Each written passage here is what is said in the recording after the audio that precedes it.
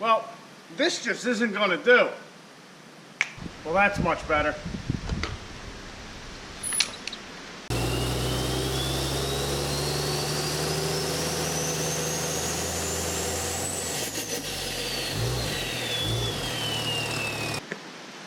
Time to rock and roll.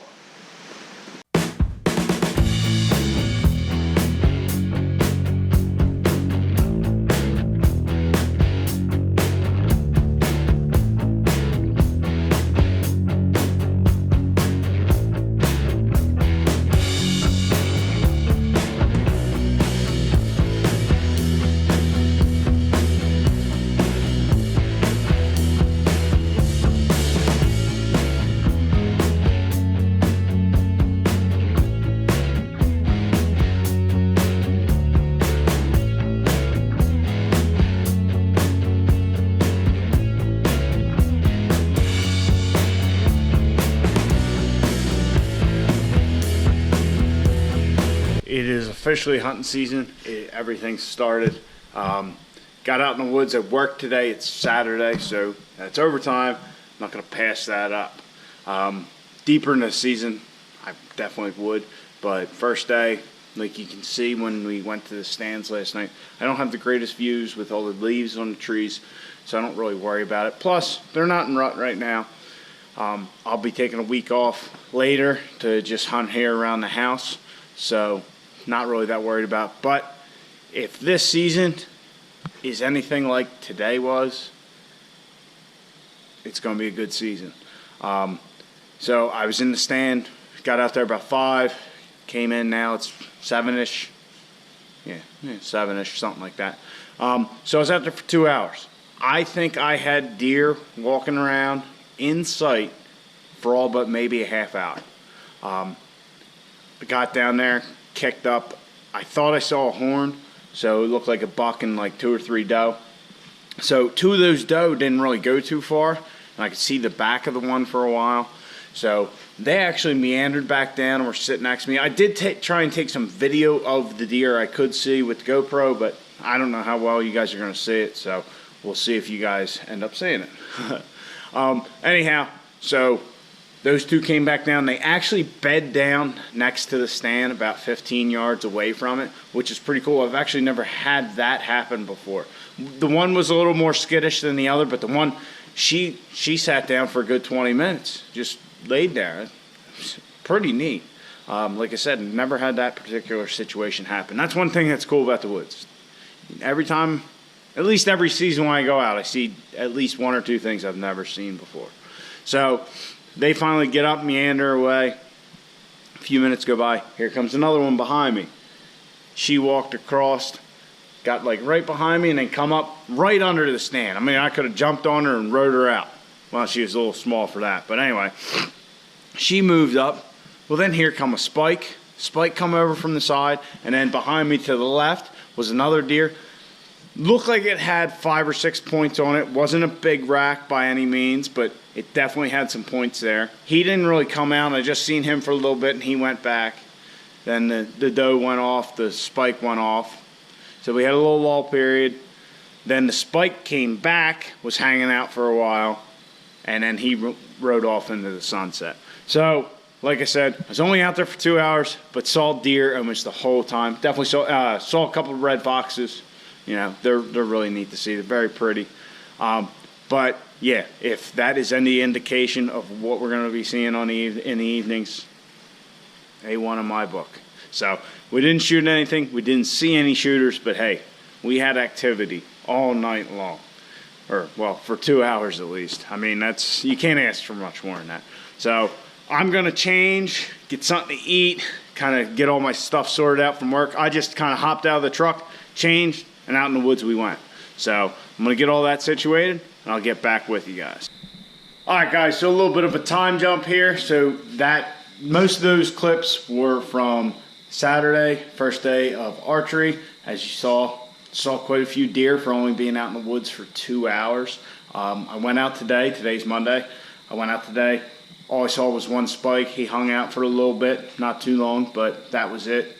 So they are chopping some corn still around, so I don't know if that maybe has them a little skittish.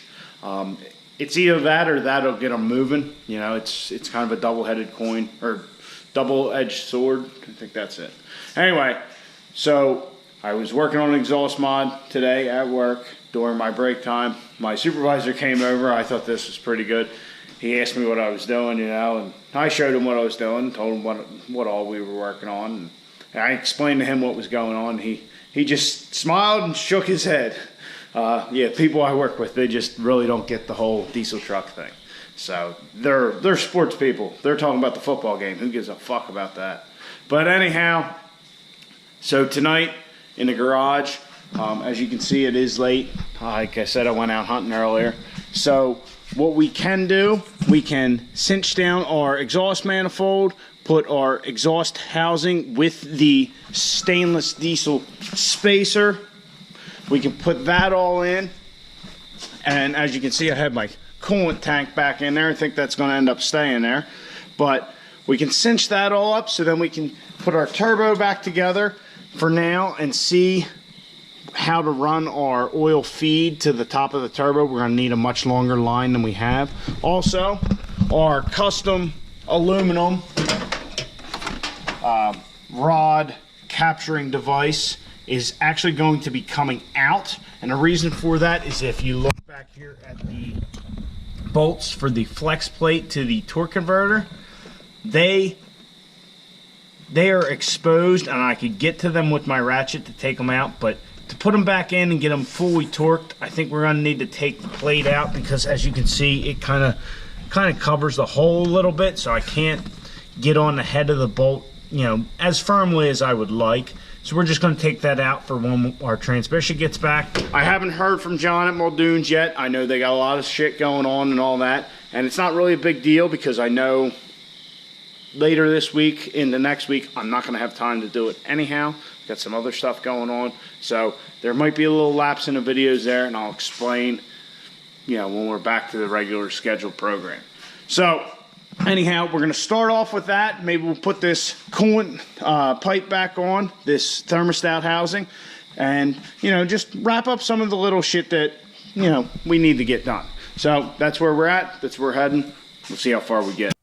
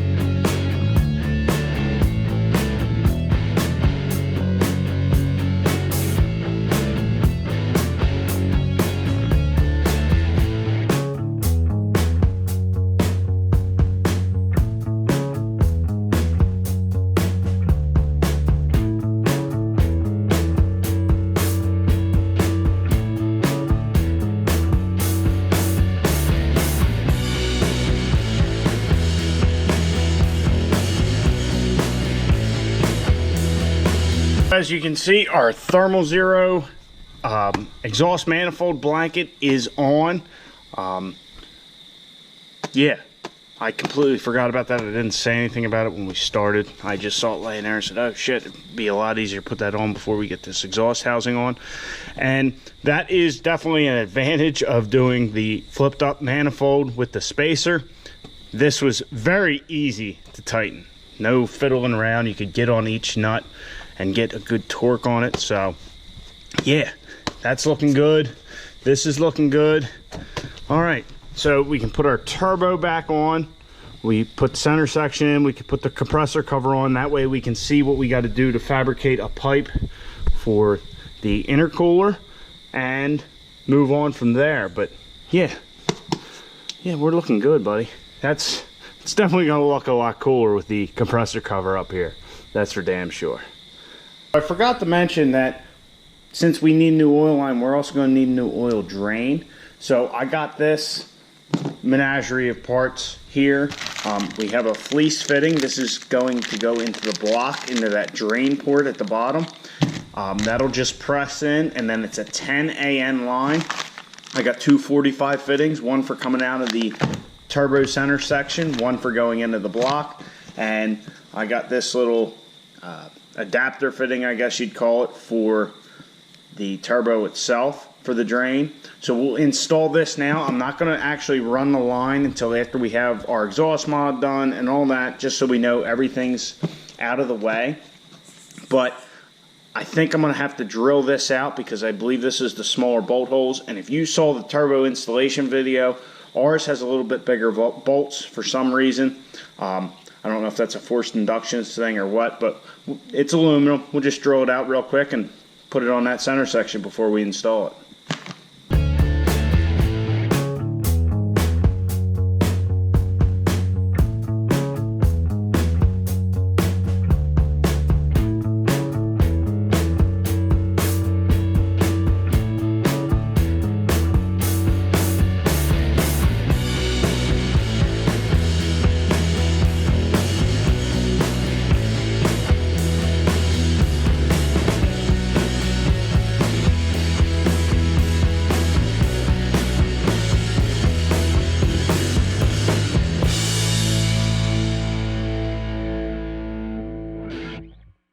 Alright guys, so I put the filter assembly on, this boot, the little elbow thing here for the sensors and the filter, just to, for mock-up purposes, make sure it was going to work, and it works, and it looks fantastic. It looks even better than before when it was, the manifold was inverted.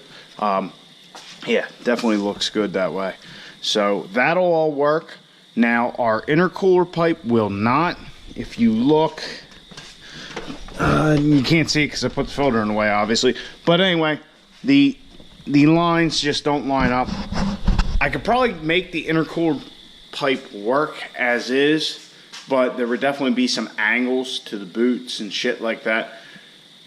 We're pushing, I think, 65 pounds of boost is what I saw on the street. I don't know about the track. It's probably about the same, maybe a little bit more. Maybe we got 70. But we're going to want all straight runs for our tubing, for our intake setup. Going to the intercooler from the turbo. So I don't want to use that. I mean, maybe we will modify it. I don't know. I still have to think on it. I was kind of, throwing it in there and taking it out and turning it and all this. And so still got to sort that out, see what I want to do there.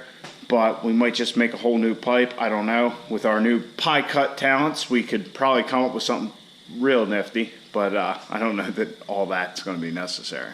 So I hope you guys enjoyed the video. We got a little bit of stuff done to the truck tonight. It looks good. The turbo sitting up top definitely looks awesome. Just from a visual perspective, that's a big improvement. It just throws that turbo right in your face. And yeah, we should have just done this from the get-go, really. But anyhow, hope you guys enjoy it. Please like the video. Please subscribe to the channel if you're not. Comment if you'd like. And I'll catch you guys on the next one. Get out in your garage. Get to working on your truck, would you?